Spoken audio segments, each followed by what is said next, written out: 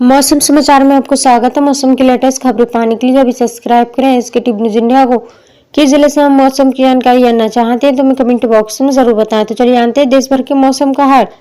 नई दिल्ली। देश के अधिकांश राज्यों में ठंड ने दस्तक दे दी है, वहीं कई राज्यों में बारिश का सिलसिला लंबे समय से जारी है, लेकिन अभी भी कई राज्यों में मौसम विभाग द्वारा भारी बारिश का पूर्वानुमान लगाया गया है। दरअसल दो चक्रवाती तूफान के चलते कई जगहों पर भारी बारिश हो सकती है। मौसम विभाग ने पश्चिम बंगाल और उड़ीसा के कई जिलों में अलर्ट जारी कर दिया है। इसके अलावा पश्चिमी विक्षोभ के चलते जम्मू कश्मीर के उत्तरी इलाके में बर्फबारी और बारिश की संभावना है। मौसम वैज्ञानिकों ने चक्रवाती तूफान के चलते कई राज्यों में 18 नवंबर तक भारी बारिश की भविष्यवाणी की है। पूर्वी भारत और पूर्वोत्तर भारत के कई हिस्सों में 18 नवंबर तक बारिश हो सकती है। मौसम विभाग के मुताबिक दिल्ली में अगले कुछ दिनों तक सुबह कोहरा छाया रहने और दिन में आसमान साफ रहने का अनुमान जताया गया है।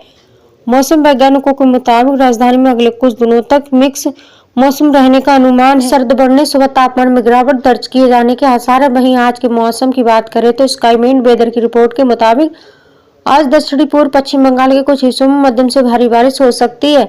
वहीं उड़ीसा और आंध्र प्रदेश के तटीय इलाकों में हल्की बारिश की संभावना। इसके अलावा तटीय और दक्षिण तमिलनाडु और केरल में हल्की सी मध्यम बारिश हो सकती है। स्काईमेट के मुताबिक उत्तर भारत में पिछले कुछ दिनों से शुष्क मौसम की स्थिति देखी जा रही है।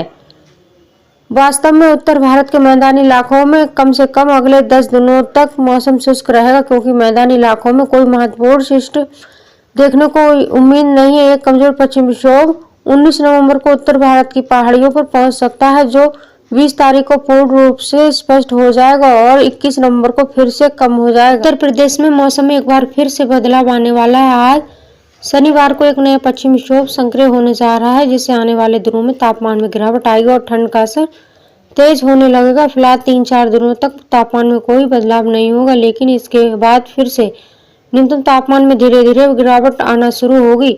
यूपी मौसम विभाग की माने तो 19 नवंबर को एक नया पश्चिमी विक्षोभ हिमालय को प्रभावित कर सकता है, जिससे ठंड में वृद्धि होगी।